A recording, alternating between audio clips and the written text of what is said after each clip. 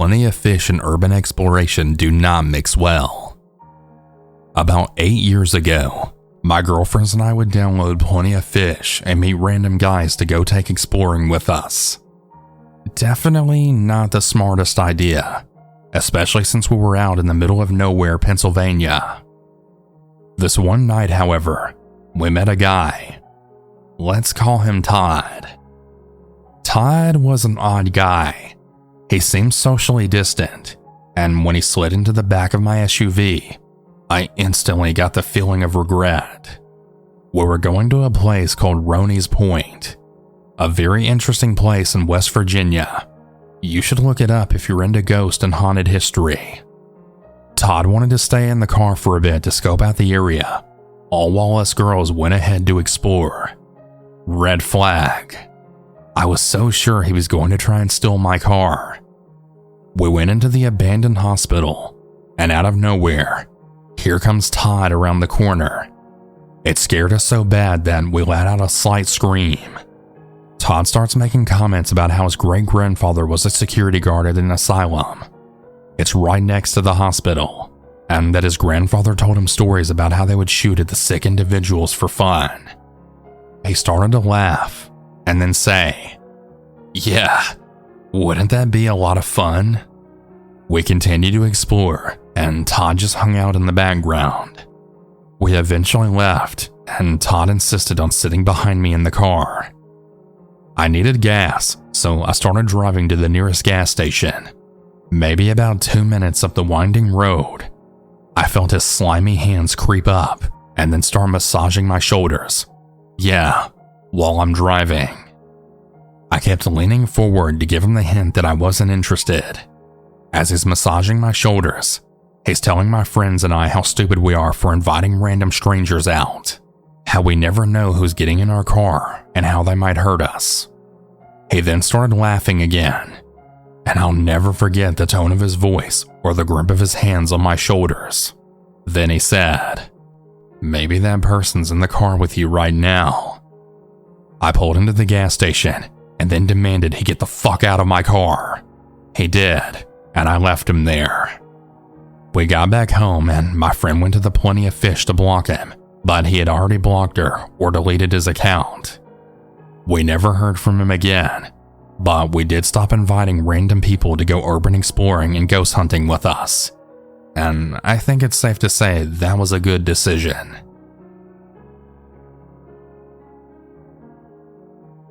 I randomly recall this memory at times. I'm so glad my parents taught us not to ever trust strangers.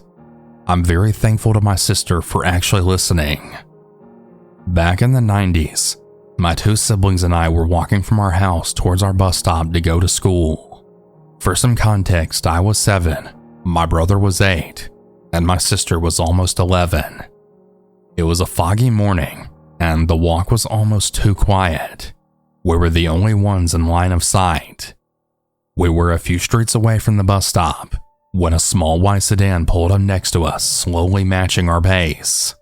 We looked over, slightly confused and curious, at a white woman with curly brown hair in the driver's seat. She was staring at us intently. She was probably around 35 to 40 years old from the looks of her. This continued on for a few seconds before she rolled down her window, then sang, "Hey kids, you heading to school?" She had this weird smile on her and eyes that looked like they were looking right through us. We nodded, as it was obvious with our backpacks. She coaxed us with a wave. "Why don't you 3 hop in? I can take you all to school." I, of course, being 7 and lazy, was all about a free ride. Sure," I said, now smiling. My sister grabbed my arm tightly, so tightly that it hurt me. "No thanks," my sister said sternly. The woman's smile seemed to fade and then reappear in a fraction of a second. "Oh, it's fine, really. You don't have to walk. I can take you there quickly," she said, trying to sound kind. That's when I felt the hairs on my neck start to stand. "No," my sister said, even more stern. My brother looked scared, and I was confused and alarmed at his facial expression. The woman then turned the wheel and pulled closer to the curb towards us. We all then stopped in our tracks out of fear. "Get in the car," she said as she stopped the car. Her smile vanished and was now replaced by a toothy sneer. She was close enough that I could see her dark brown pits for eyes. I swear she glared at us with pure evil. That was it. My sister picked me up and then yelled to my brother, "Run!" I don't know how, but she all of a sudden had Hulk-like strength. She and my brother started sprinting as fast as they could down the sidewalk. I clutched my sister tightly, now screaming. They almost fell twice in the process. Thankfully for us, the car never turned around. Instead, it sped forward and turned down the street. We didn't all stop running until we finally made it home. We locked the door and we were all sobbing. My mom and father were both working at this point, so we couldn't contact them until they came home. We only had landlines back then. Pagers were only for adults. That's basically it. If it wasn't for my sister, I would have been kidnapped. Who knows what could have happened? Case in point, always teach your kids to never trust strangers. Apparently, I didn't listen.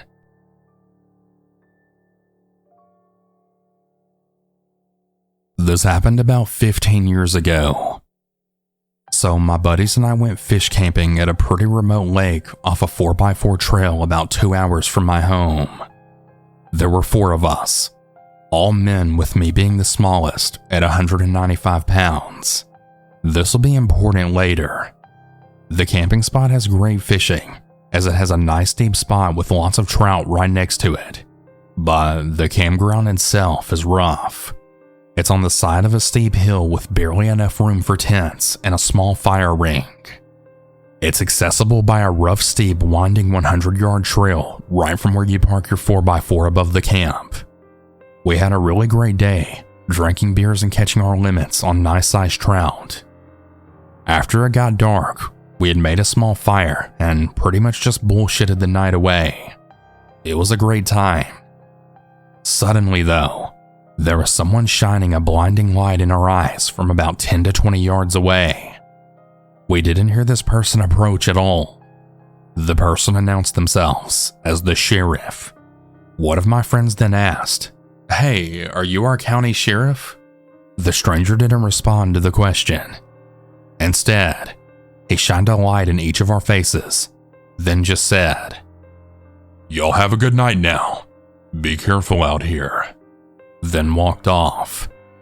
We sat there completely dumbfounded, all of us asking each other, what the hell was that?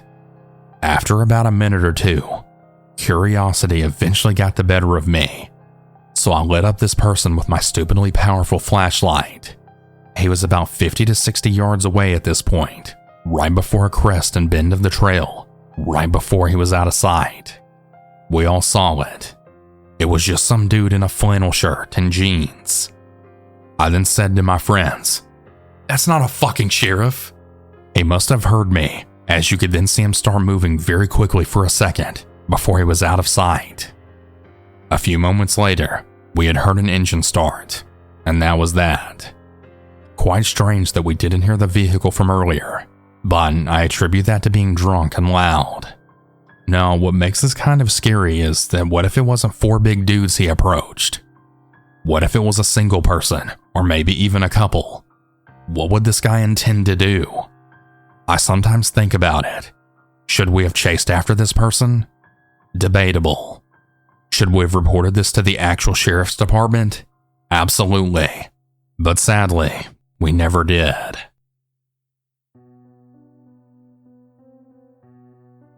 Gunnar is my 6-month-old German Shepherd, and he's just shy of 70 pounds. Everywhere I go with him without fail, there's always someone who tells me just how important it is to have him socialized, as German Shepherds can become dangerous. Even the vet every single time pushes to ensure I train even the slightest of aggression out of him early. But following this, I actually don't care. But I digress.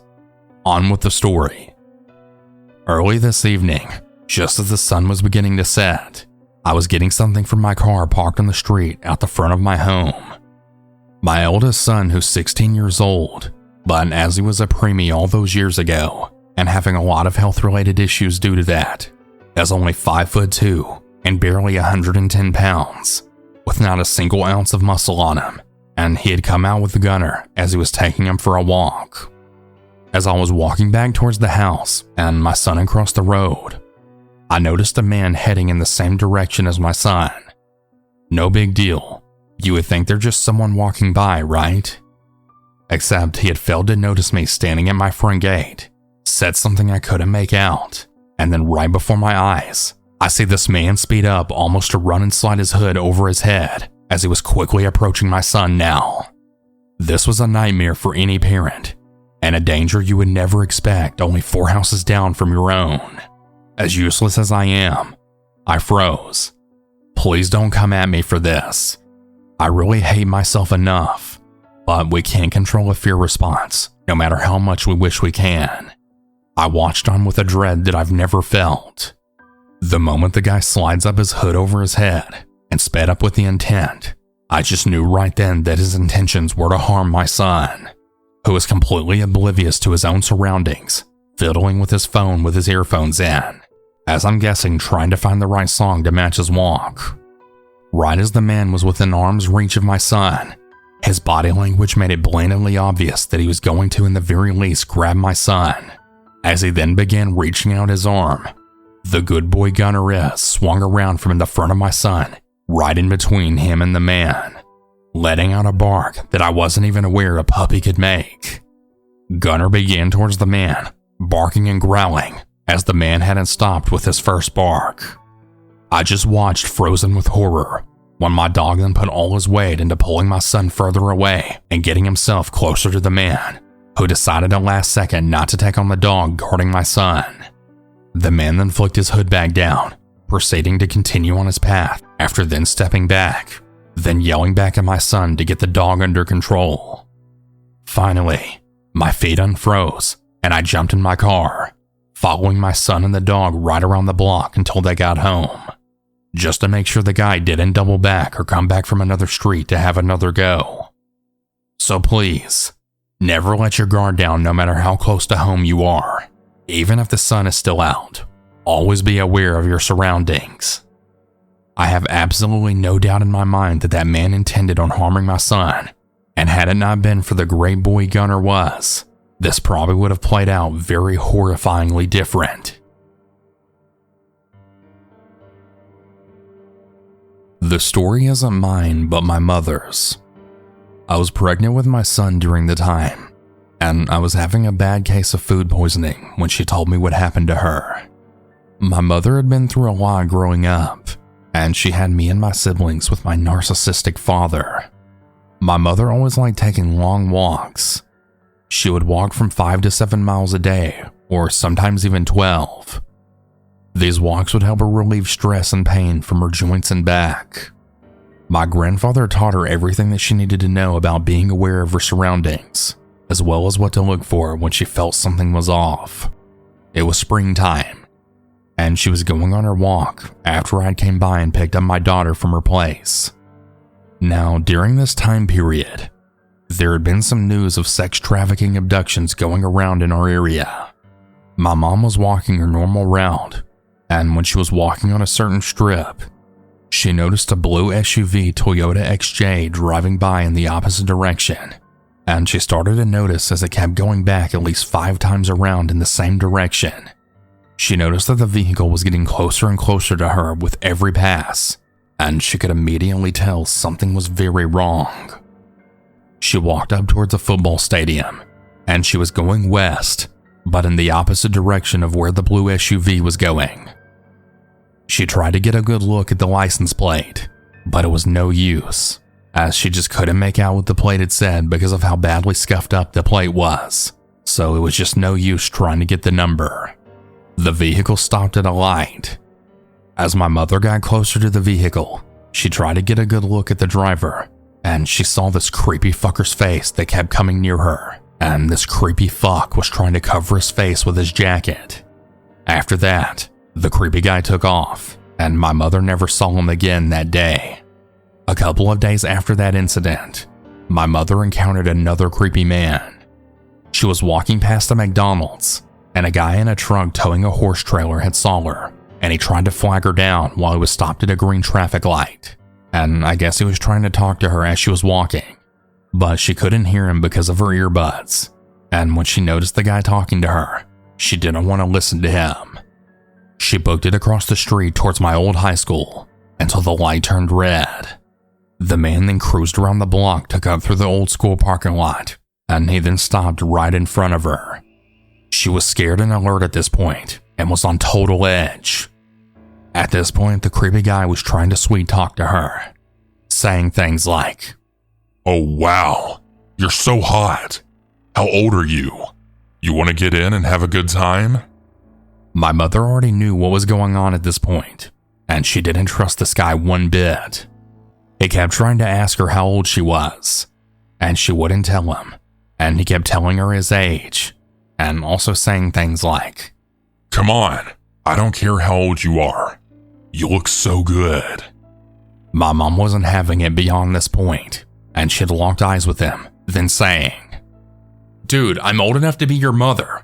There's no way I'm going anywhere with you." The guy then seemed to be confused for a couple of moments.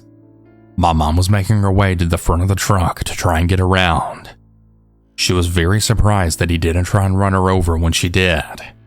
She was hoping to get a glance at his plates, but to her disappointment, this fucker had his plates completely wrapped in plastic wrap so that no one could get them. Another thing my mother had noticed was the horse trailer he was towing didn't have anything in it. That gave my mother another bad feeling about this man, with her then telling him she was old enough to be his mother, having him very confused, and that's what helped her get away from this sick bastard. After those events, it made my mom very paranoid to go back out for another walk for a good few weeks. When she went to my granddad's place to talk to him, he had pulled up a news story, and to my mother's horror, and to my granddad's shock, it was about some women and children, as well as a college student being abducted by sex traffickers, and there were 2 suspects with the exact descriptions of the same 2 men she encountered. That same day, my mom made a report to the police about both encounters, and they told her she should have told them sooner.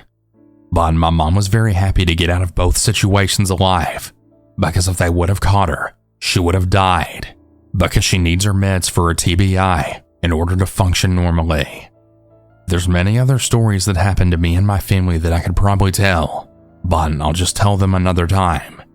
Whenever you go out in public, especially in the middle of the day, just to have a stretch or whatever, always be aware of your surroundings.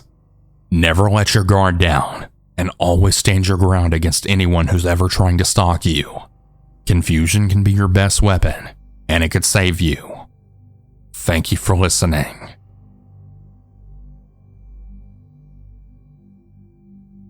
This happened in the late 80s. I'm a female, and I was 17 at the time this happened. It happened when I was in high school. I was on the track/cross-country team, and I usually had to take the bus home from school. But on the days I had training after school, either my coach would take me home or my mother would pick me up. Sometimes when my mother would pick me up, I'd say that the training would last longer just because my boyfriend lived a block from the school. I also want to mention that he's a person of color. This matters at the end of the story. Anyways, I'd leave the school and walk to his home to see him. After a while of doing this, I seemed to have attracted an older man who would at first just follow me down the road.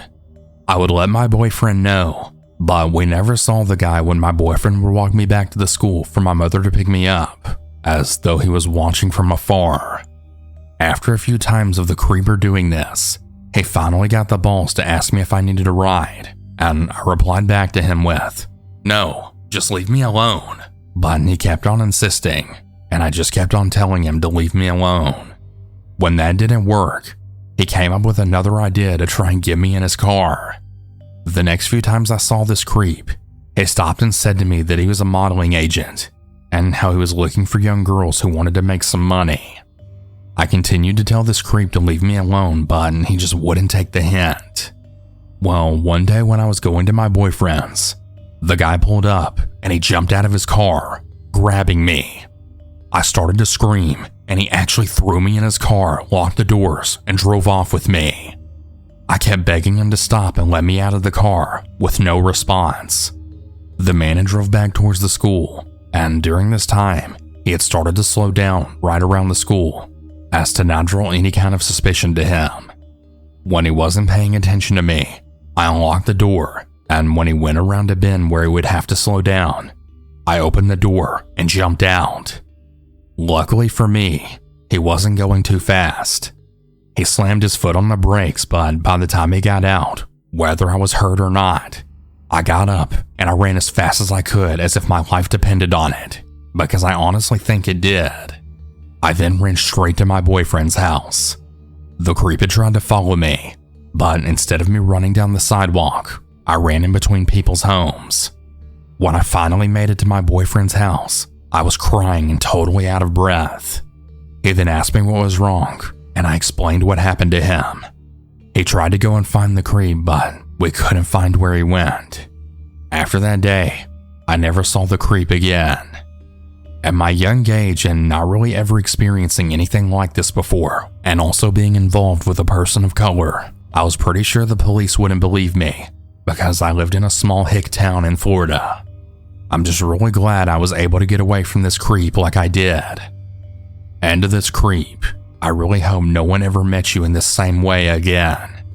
As for all the other girls and young women out there, please pay attention to your surroundings. Literally anyone could be watching you, ready to take you away from your family. So please be careful. Hey everyone, I hope you all enjoyed these stories. If you ever want to submit your own, you can do so at southerncannibal.com. Have a good night, everyone. And remember to always stay